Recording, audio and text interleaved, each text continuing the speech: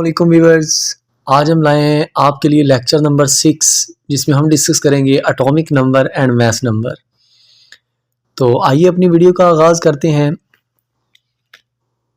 सबसे पहले इस टॉपिक में एटॉमिक नंबर के बारे में बताया गया है, तो ये कुछ बातें इस पैराग्राफ में उन्होंने बिखेरी हुई हैं, तो मैंने तरतीब लगा के लिख दिया है कि एटॉमिक नंबर के रिलेटेड जो भी बातें हैं वो एक ही जगह पे आपको मिल जाएं। और आपका ये क्वेश्चन डिफरेंस की फॉर्म में भी आ सकता है कि एटॉमिक नंबर और मैथ नंबर के दरमियान डिफरेंस लिखें। तो सबसे पहले आपने याद रखना है एटॉमिक नंबर होता क्या है। The number of proton present in an atom of an element, के एक एलिमेंट के अंदर जो एटम होते हैं उन एटम्स के अंदर जितने प्रोटॉन पाए जाते हैं वो होता है उसका एटॉमिक नंबर, और ये उस एलिमेंट के लिए फिक्स होते हैं, चेंज नहीं हो सकते। तो ये क्या है, एक एलिमेंट के एटम्स के अंदर जितने नंबर ऑफ प्रोटॉन्स फिक्स होते हैं उन प्रोटॉन्स की तादाद को क्या कहते हैं, एटॉमिक नंबर कहते हैं। इसको हम आइडेंटिफिकेशन नंबर भी कहते हैं, ये इसका दूसरा नाम है, और इसको हम रिप्रेजेंट करते हैं जी से।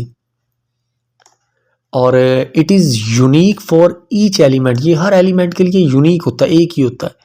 जैसे अगर आप कहेंगे ना कि एटॉमिक नंबर 1, तो वो सिर्फ हाइड्रोजन का ही होगा, किसी और का नहीं होगा। अच्छा, इसी तरह element is identified by atomic number, her element को उसके एटॉमिक नंबर से पहचाना जाता है। इसी वजह से मैंने आपको कहा है इसका दूसरा नाम क्या है, आइडेंटिफिकेशन नंबर भी है। एक और बात आपने याद रखनी है कि पीरियोडिक टेबल में जो एलिमेंट्स होते हैं are arranged according to ascending order of their atomic numbers, उनको उनके बढ़ते हुए एटॉमिक नंबर के लिहाज से अरेंज किया गया है। ठीक है, नेक्स्ट है कि atomic number is written as left subscript, कि एटॉमिक नंबर को, ये एक मैं सैम्बल लिख रहा हूँ ऑक्सीजन का ओ, तो एटॉमिक नंबर जो है इसको कहाँ पे लिखा जाता है, लेफ्ट साइड पे। ये ऑक्सीजन है, इसकी लेफ्ट साइड क्या है, ये वाली लेफ्ट साइड में सबस्क्रिप्ट में। सबस्क्रिप्ट, सब का मतलब नीचे, तो सबस्क्रिप्ट यानी यहाँ पे नीचे लिखा जाता है एटॉमिक नंबर को। ठीक है, तो इसके बाद है कि एटॉमिक एग्जांपल के तौर पे एटॉमिक नंबर ऑफ ऑक्सीजन कितना है, 8। तो ये चंद बातें थी एटॉमिक नंबर के रिलेटेड। नेक्स्ट आपके पास है मैस नंबर। मैस नंबर क्या होता है, it is total number of proton and neutron present in an atom, एक एटम के अंदर जो टोटल प्रोटॉन और न्यूट्रॉन पाए जाते हैं उनको आप, उनका जो सम है उसको मैस नंबर कहते हैं, या उसको न्यूक्लियन नंबर भी कहते हैं, क्योंकि ये दो पार्टिकल्स जो है ना, न्यूट्रॉन और प्रोटॉन, ये न्यूक्लियस में पाए जाते हैं, इस वजह से इनको न्यूक्लियन भी कहते हैं। तो उसी से इनका नाम बन गया न्यूक्लियन नंबर।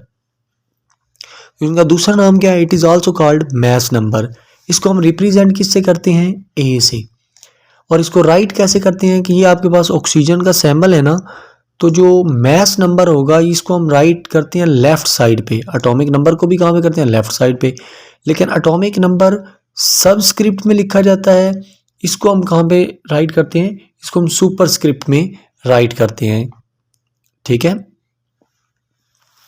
तो नेक्स्ट आपने याद रखना है कि मैस नंबर ऑफ ऑक्सीजन, ये आप एग्जाम्पल में इसको राइट करेंगे कि ऑक्सीजन का जो मैस नंबर है वो कितना है, वो आपके पास है 16। ठीक है, ये आप एग्जाम्पल में ये बात लिख सकती हैं। अच्छा, उसके बाद यहाँ पे आपने इसको ना सुपरस्क्रिप्ट राइट करना है कि ये जो मैस नंबर है इसको हम ऊपर लिखते हैं यहाँ पे। ठीक है, सुपरस्क्रिप्ट में, ये गलती से यहाँ पे सबस्क्रिप्ट लिखा गया है। अच्छा, नेक्स्ट आपके पास है एक वेरी इंपॉर्टेंट शॉर्ट क्वेश्चन है कि हम इलेक्ट्रॉन के मैस को मैस नंबर में क्यों नहीं इंक्लूड करते, why electron is not included in mass number. तो इसका राइट आंसर है कि mass of electron is very small, कि इलेक्ट्रॉन का जो वजन होता है ये बहुत कम होता है, इस वजह से it is not included in mass number, इसको हम मैस नंबर में इंक्लूड नहीं करते। इसके बाद आपके पास एक फार्मूला है कि आप न्यूट्रॉन को कैसे कैलकुलेट कर सकते हैं एक एटम के अंदर। ठीक है, तो ये फार्मूला है n is equal to a minus G, यानी न्यूट्रॉन जो है वो बराबर होते हैं, अगर आप मैस नंबर में से एटॉमिक नंबर को माइनस कर देंगे तो उसमें जितने न्यूट्रॉन होंगे वो आपके निकल आएंगे। ठीक है, तो हम इसके रिलेटेड कुछ एग्जांपल्स भी आगे करेंगे। उससे पहले एक इंटरेस्टिंग इन्फॉर्मेशन है जो बॉक्स में दी हुई है, वो ये है कि अगर आप नंबर ऑफ न्यूट्रॉन एक एलिमेंट में जो है ना वो चेंज करते हैं तो उससे क्या बनेगा, आइंस बनेंगे। ठीक है, अगर आप इलेक्ट्रॉन चेंज करते हैं, जैसे आपके पास ये एक ऑक्सीजन, मैं कह देता हूँ ये हाइड्रोजन है। ठीक है, हाइड्रोजन के अंदर क्या है, बाहर एक इलेक्ट्रॉन होता है। अब अगर आप इस इलेक्ट्रॉन को यहाँ से रिमूव कर देते हैं तो पीछे क्या बच जाएगा, हाइड्रोजन का जो बनेगा आयन बनेगा H पॉजिटिव। ठीक है, ये क्या बनेगा, इसका आयन बन जाएगा।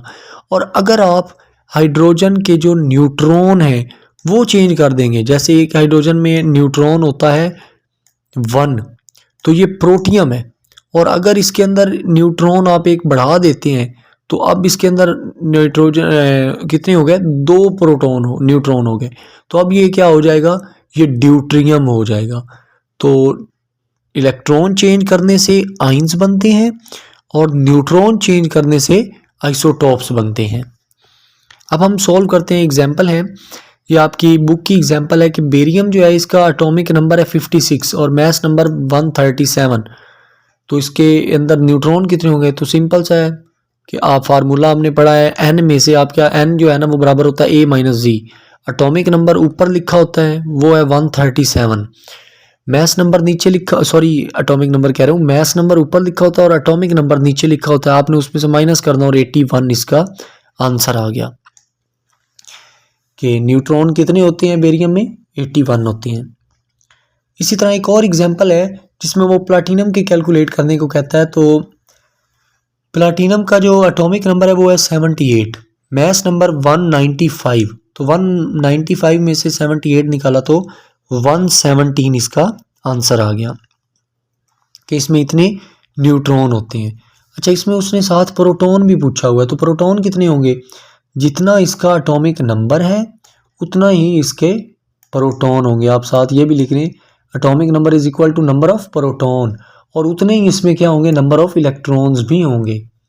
ठीक है, सेम इसी तरह एटॉमिक नंबर कितना है इस आयोडीन का, 53, तो इसमें प्रोटॉन कितने होंगे, 53 होंगे, इलेक्ट्रॉन कितने होंगे, 53 होंगे, और न्यूट्रॉन कितने होंगे वो हम इस फार्मूले से कैलकुलेट कर देंगे कि उसके मैस नंबर 127 में से एटॉमिक नंबर 53 को माइनस किया तो 74 आंसर आया, जो कि उसमें न्यूट्रॉन होंगे।